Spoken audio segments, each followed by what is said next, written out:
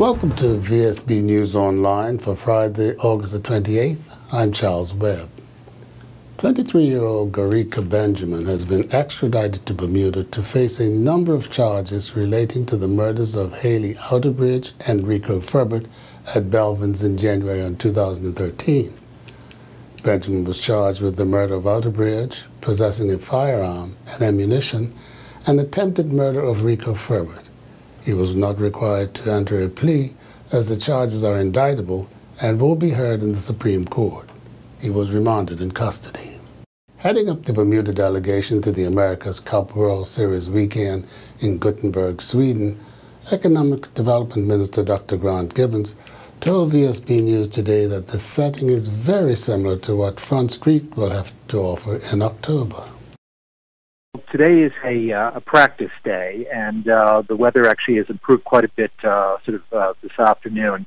They've had good sailing conditions, winds 15 to 20 knots. In fact, they were a bit strong, and unfortunately the home team, Artemis, capsized, so they weren't able to actually participate in the racing. But it's an interesting venue and probably a lot closer to what the Bermuda World Series is going to be like in October. Gothenburg is a smaller venue, and it'll be very much like Front Street because they have the team bases at one end of a long pier, and then the hospitality spreads back from that along the pier. They expect to get some good turnout tomorrow, Saturday, and also Sunday. Those are the two official racing days. They've got 6 teams here, the ones that we'll see in Bermuda in October. And Bermuda is very much in evidence. You see them in the flags. We've been up on the large screen TVs, and Goslings and Bermuda Tourism, all very apparent. So we're well represented here. But I think it's been interesting just to see how, first of all, the UK managed it. They were expecting close to 500,000 out.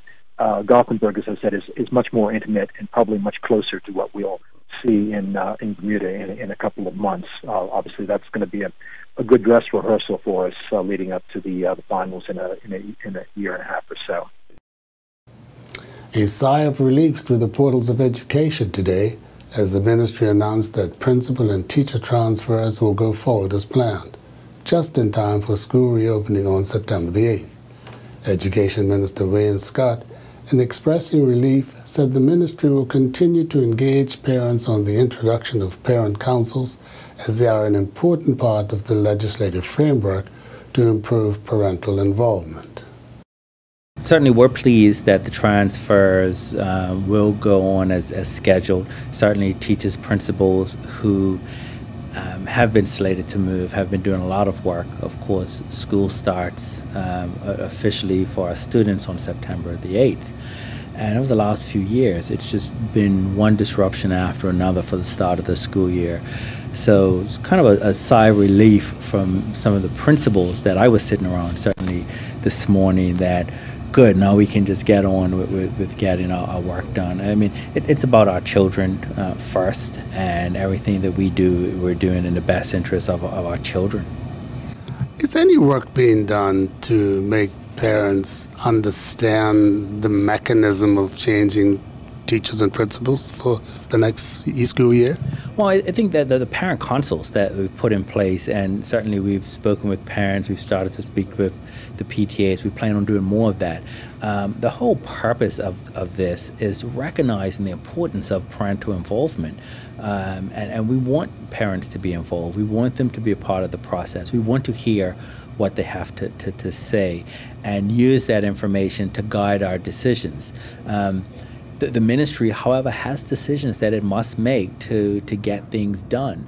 And, you know, it's striking that balance, but we want the involvement in the community. Even when we start to discuss the school reorganizations, you know, we've been out talking to the community. We plan on continuing to do that. I've committed, you know, with some of the public meetings that we've had, that we'll continue to do this in some format, because these are Bermuda concerns, and we need to get Bermuda involved.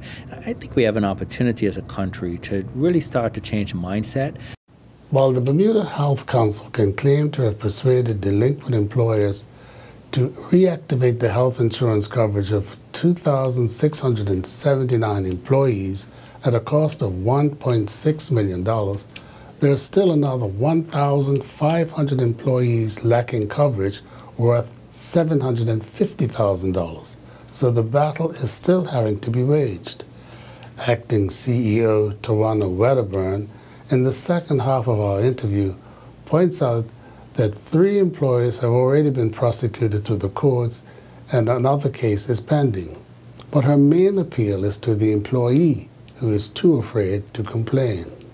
The area for improvement, if I could identify one, is really empowering employees to come forward when there is a concern.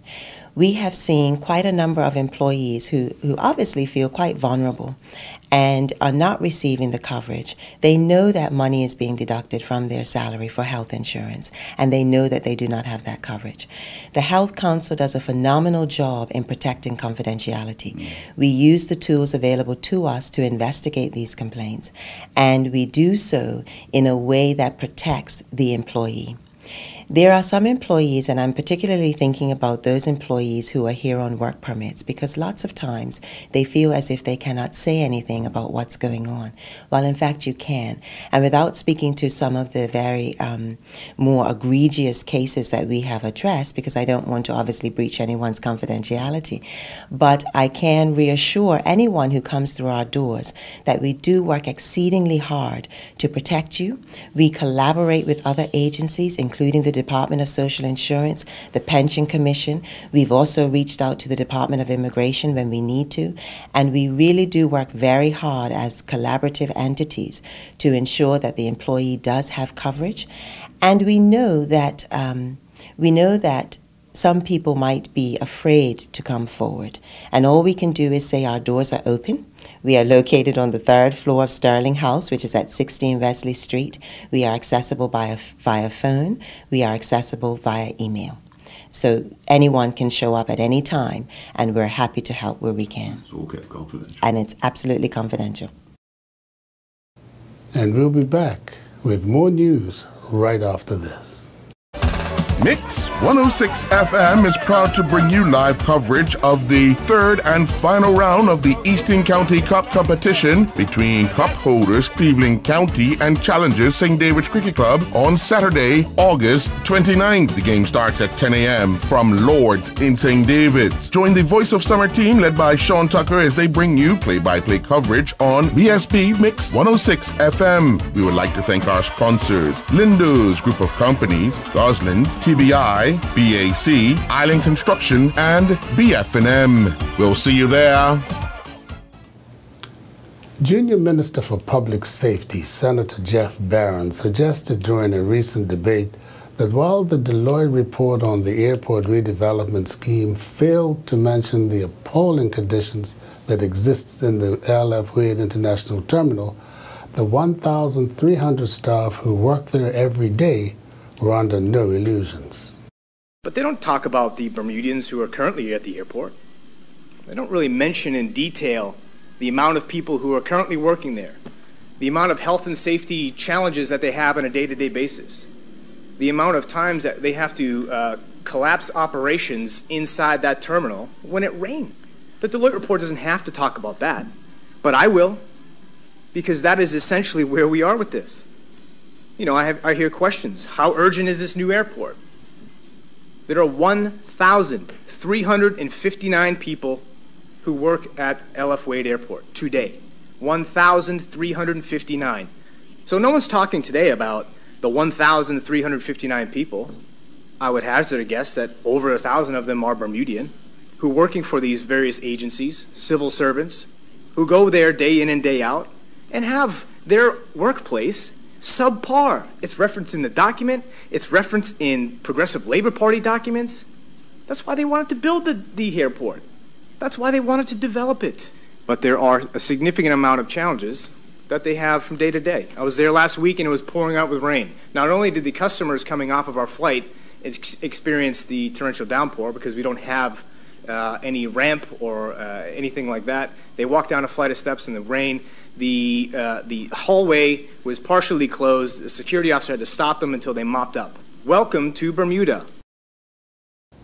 Yesterday we introduced you to local engineer Connor Burns, who with colleague E.J. Borers won an international agricultural contest by suggesting the use of drones to help farmers.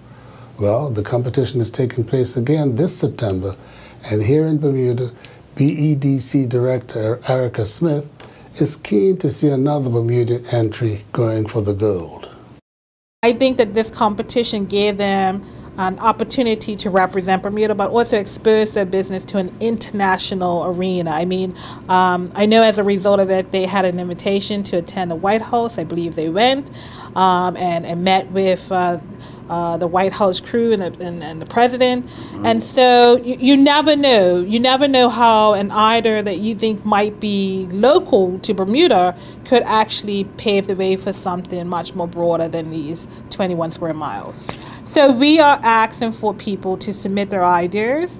They have to do it through the international website by September 9th. And that is the futureagrochallenge.com website. They'll forward those applications to us, we'll review, and then on September the 11th, we will have a judging competition here in Bermuda to pick the national winner. There'll also be an opportunity for the winner of those applications to go into a social media contest across the world, and then that social media winner will also have the opportunity to go to Athens, Greece, to compete internationally, globally, against other businesses. But to win it the first year of it being involved in it, amazing. It was amazing, and I think it was a bit of a surprise to them also. I mean, you just never know where the opportunity for your business or your business idea can come from. And what I want to say for local business and local entrepreneurs is that, I mean, I think it's great and fine to serve a local market. I think we should always do that when we're thinking about business ideas and entrepreneurship. But I think you should also think of your market as beyond Bermuda's shores. And if you have a great idea that's solving a problem in Bermuda, that can probably be scaled up to solve problems anywhere in the world. So think about the opportunities. I think Connor and EJ are a prime example for anyone. And for those naysayers that say that it'll never happen, well, I mean, they just proved that wrong. It can happen. The premiums for Future Care and HIP rise on Tuesday, September the 1st, and with the increases will come a new range of benefits.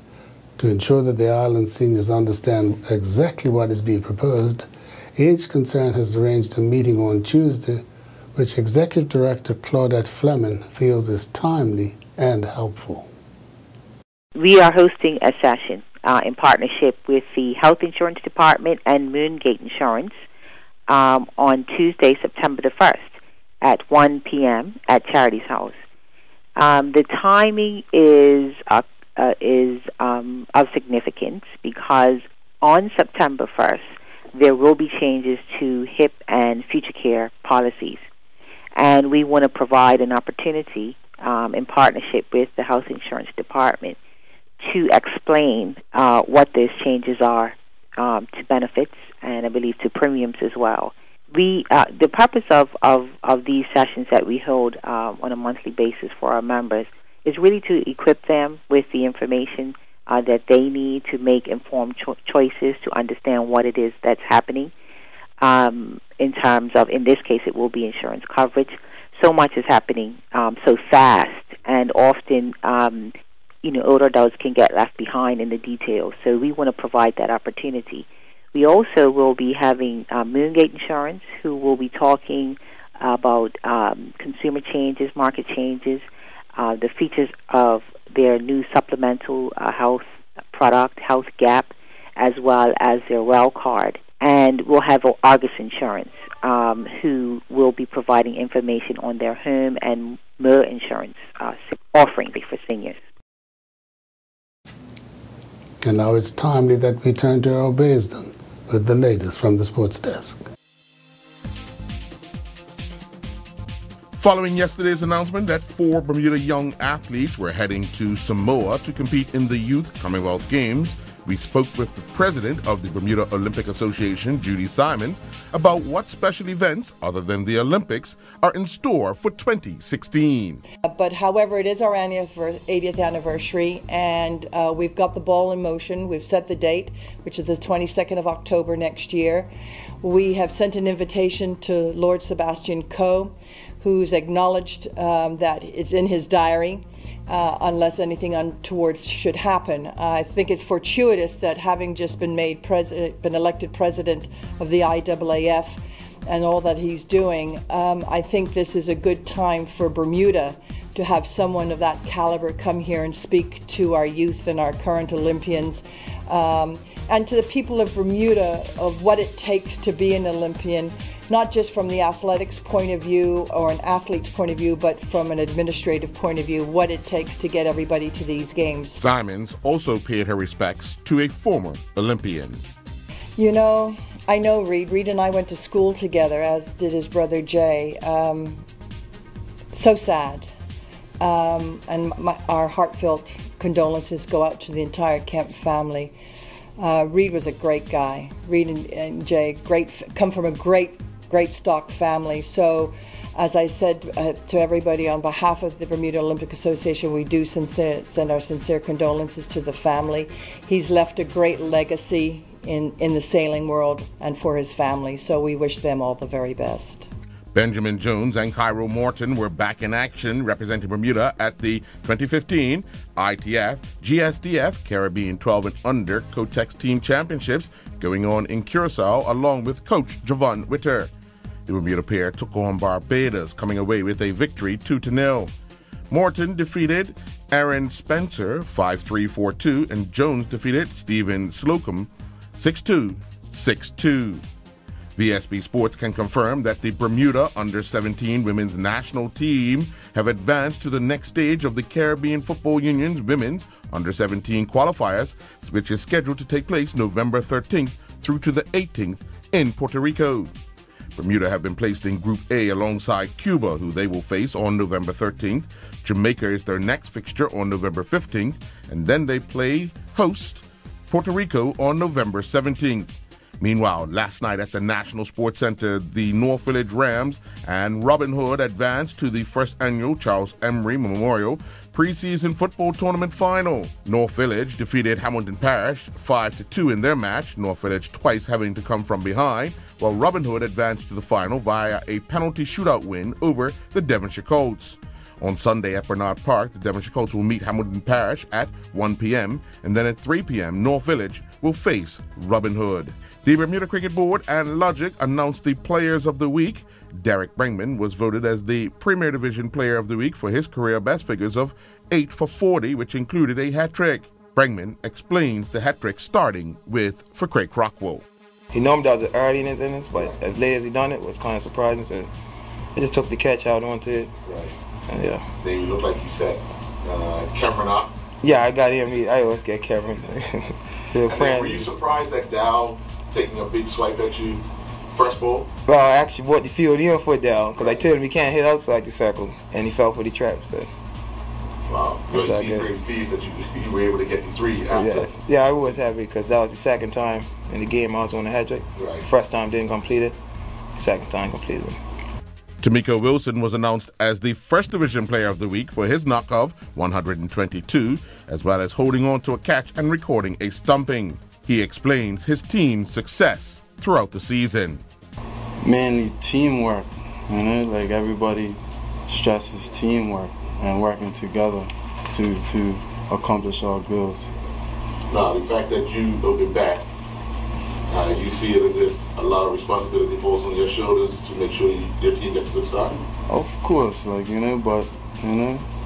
broad shoulders. Right. Broad shoulders. The Argo Reed Summer Super Series Triathlon continued at the Clearwater Beach last evening in hot and humid conditions.